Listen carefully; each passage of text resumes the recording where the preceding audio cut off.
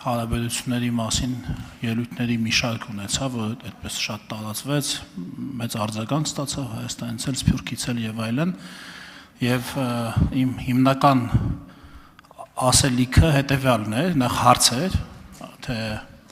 Սփյուռքյան որ կառույցների հետ Հայաստանը պետք է աշխատի եւ որոնք են այն կառույցները, որոնք ներկայացնում են Սփյուռքը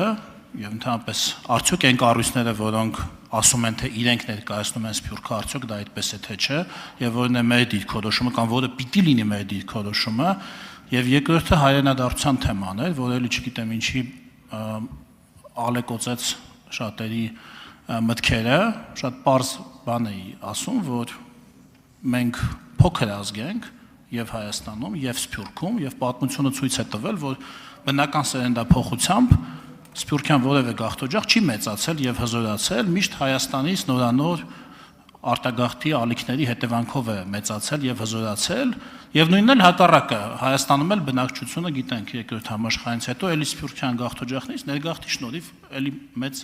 աճ ունեցավ։ Հիմա այս հարցերի վերաբերյալ որոնք են լինելու կառավարության մոտեցումները, արդյոք մենք հայրենադարձության որևէ ծրագիր խթանող պատրաստվում ենք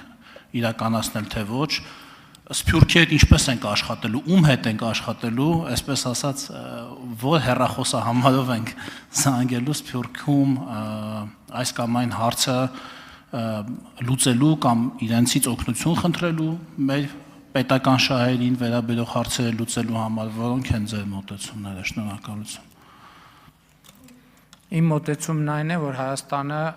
օգնություն չի խնդրելու։ Իմ մոտեցումն այն է, որ Սփյուռքի ոչ մի կազմակերպություն Սփյուռքը չի ներկայացնում,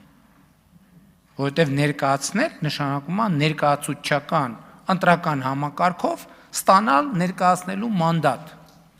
Սփյուռքի բոլոր կազմակերպությունները առանց բացառության ներկայացնում են իրենց, որոնք այո, Սփյուռքի մի որոշակի սեգմենտի ներկայացուցիչ են, բայց չկա կազմակերպություն, որը ներկայացնում է Սփյուռքը։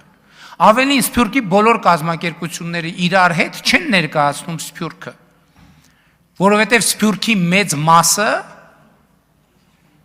90% նվազագույնը Սփյուռքի կազմակերպչական ինստիտուցիոնալ կառույցներից դուրս են։ Հայաստանի կառավարությունը պատրաստվում է աշխատել Սփյուռքի բոլոր կազմակերպությունների հետ, բայց իր ռազմավարությունների իրականացման տրամաբանությամբ։ Սփյուռքը չի կարող լինել Հայաստանի մենթորը, բայց Հայաստանն էլ չի կարող լինել Սփյուռքի մենթորը։ Եվ մենք, այո, հատկապես մասնագիտական ցանցերի հետ համագործակցությամբ շատ շահագրգռված ենք։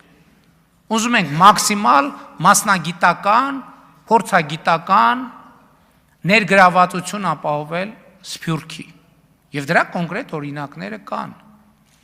Բայց Սփյուռքի որևէ կառույցի հետ հնարավոր չի համագործակցել տվյալ երկրի կառավարությունները շրջանցելով։ Հիմա օրինակ ասենք նույն Firebird-ի ծրագիրը Սփյուռքի ներկայացուցիչները շատ մեծ ներգրավվածություն ունեն։ Բայց այդ ծրագիրը հնարավոր չէր իրականացնել առանց Հայաստան, Միացյալ Նահանգներ միջպետական հարաբերություններում կոնկրետ իրադրություն եւ ապահովելու, բացառված էր, չհնարավոր չէր դա իրականացնել։ Եվ մենք այսօր նախկինում մեր իսկ որդեգրած նարատիվներից մենք հրաժարվել ենք։ Երբ որ կոնտեքստն էր, որ Հայաստանի իրականում գիտեք ինչ, մի հատ մեծ մոլորություն կա։ Մեզ թվացել է, թե Սփյուռքը մի համակարգ է, որը Հայաստանը պետք է օգտագործի իր շահերը առաջ մղելու համար։ Դառը իրականությունն է նա, որ իրականում Սփյուռքը մի համակարգ է, որ Սփյուռք ընկալ երկրները օգտագործում են Հայաստանում իրենց շահերը առաջ մղելու համար։ Եվ մենք պետք է այս առերեսվենք,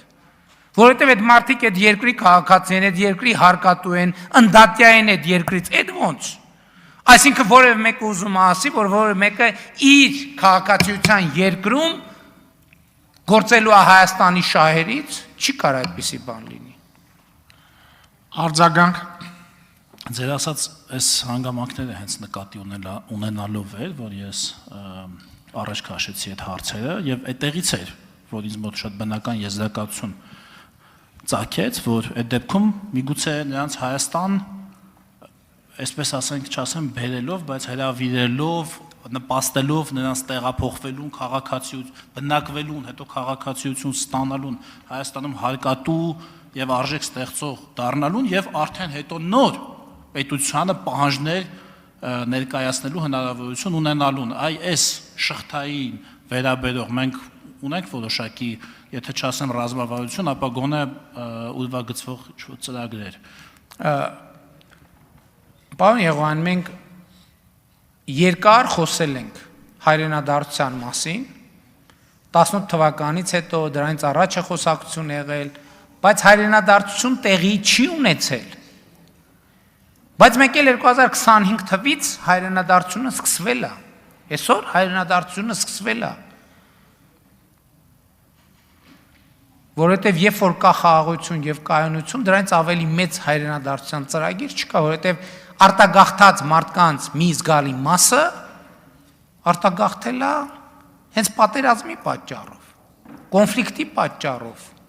հնարավորությունների սահմանափակ լինելու պատճառով։ Այսօր մենք իրականացնում ենք հայրենադարձության ծրագիր առանց վերնագրեր հրապարակելու։ Եվ